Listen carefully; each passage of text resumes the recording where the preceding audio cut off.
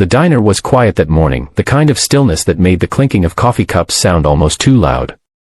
Sunlight streamed through the wide windows, catching on the chrome edges of the tables and bouncing off the glass salt shakers. At the corner booth sat Walter Branson, an 81-year-old Korean War veteran, who came here every morning at exactly 8:15.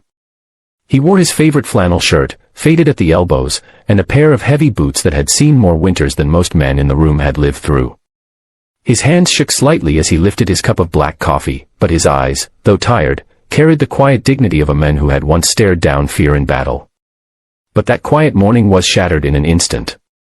A younger man, broad-shouldered and mean-eyed, had been arguing with the waitress about his bill. His voice grew louder, his temper hotter, until he turned and noticed Walter watching quietly from his booth. Something about the old man's steady gaze, his calm presence, must have pricked the thug's fragile pride.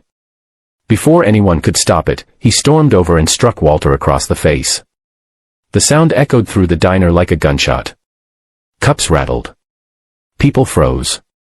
And Walter, his cheek burning red, simply raised his hand to his face, stunned not by the pain but by the cruelty of it. If you believe in kindness, in respect for those who came before us, and in the power of second chances, please take a moment to like this video, share it with friends, and subscribe to Kindness Corner. Your support helps spread these powerful stories of humanity. The diner fell into a heavy silence. The waitress, trembling, begged the men to leave, while the other customers looked down at their plates, too afraid to intervene. Walter didn't retaliate. He simply sat there, his weathered hand covering the fresh bruise, his eyes staring into the coffee he could no longer taste. He wasn't afraid for himself, he had endured far worse, but his heart ached at the state of the world, at how quickly respect seemed to vanish in the face of arrogance. Minutes turned into an hour. Walter stayed at his booth, partly because his legs felt too heavy to carry him out, and partly because he had nowhere else to be. The diner was his refuge, the place where he was known simply as Mr. Branson, the polite old man who always tipped generously, even when his pension was thin. Now, even that sanctuary had been tainted by violence. But then the bell above the diner's door jingled, and in walked a group of men whose very presence shifted the atmosphere. Leather vests stitched with bold insignias, tattoos winding down muscled arms, boots that hit the floor with certainty, they were members of the Hells Angels. At their center walked a man taller than the rest, his gray-streaked beard giving him an air of authority. His eyes scanned the room until they landed on Walter.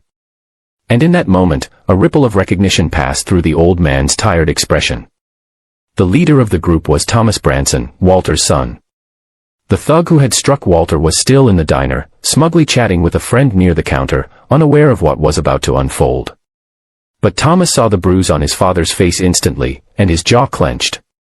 The other bikers noticed too. The room held its breath, unsure whether violence would erupt again. But Thomas didn't charge forward. He walked slowly, deliberately, to his father's booth, sat down across from him, and placed a calloused hand over Walter's trembling one. The two men sat in silence for a long moment, the bond between them unspoken but unmistakable. Walter, who had once held his son as a crying boy in his arms, now looked at the men he had become, fierce, loyal, unyielding. For years, Thomas had been estranged from him, his path into the biker world one Walter struggled to understand. But here, in this diner, the years of distance didn't matter. Blood did. The thug finally noticed the newcomers and laughed. "What, you need your gang to protect you, old man," he sneered, standing up and puffing out his chest. The room tensed again, but Thomas remained seated, his gaze steady as stone. The other bikers stood behind him, silent, their presence enough to make even the bravest man reconsider his actions. Then Thomas spoke, his voice low but firm, every syllable dripping with authority. "That man you laid your hand on is my father. He's an 81-year-old veteran who gave more for this country than you ever will. And you thought it was tough to slap him." The thug's grin faltered. Suddenly, the weight of the room pressed down on him, the stares of the customers, the silence of the bikers, the quiet strength of the old man he had struck. Thomas didn't raise his fist. He didn't need to. His words alone carried a force greater than any punch. Slowly, the thug backed away, muttering something under his breath, before fleeing out the diner's door. No one followed him. There was no need. His shame would follow him farther than any man could. Walter finally exhaled, the tension leaving his body. For the first time that morning, he allowed himself a small, weary smile. His son had defended him, not with violence, but with loyalty and respect. The bond that had been strained for so many years seemed to heal in that simple act. The waitress brought fresh coffee for the table, her hands still shaking, and quietly thanked Thomas and the others. Around the diner, customers began to murmur, the fear lifting as though sunlight had broken through heavy clouds. Some even approached Walter to offer words of respect, ashamed they hadn't acted sooner. Walter looked at his son, his voice raspy but steady as he said, "I fought battles long ago, Thomas. But nothing compares to the fight of keeping your family close." Thomas nodded, emotion flickering in his tough exterior. For all the years they had drifted apart, this moment had reminded them both of what truly mattered. From that day forward, the diner became more than a place for breakfast. It became a symbol of reconciliation. Walter and Thomas would meet there often, sometimes joined by Thomas's biker brothers, who treated the veteran with a reverence he had never asked for but deeply appreciated. And every time Walter entered, people remembered that morning, when a thug's cruelty was silenced not by fists, but by the quiet power of family and respect. If this story touched your heart, please show your support by liking this video, subscribing to Kindness Corner, and sharing it with others.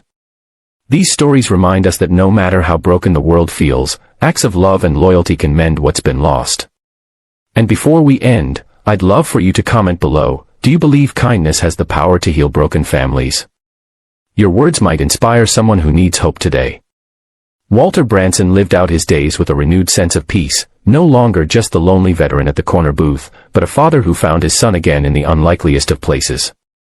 And to everyone who witnessed it, that diner became a reminder that even in the face of cruelty, respect, loyalty, and love will always carry the greatest strength.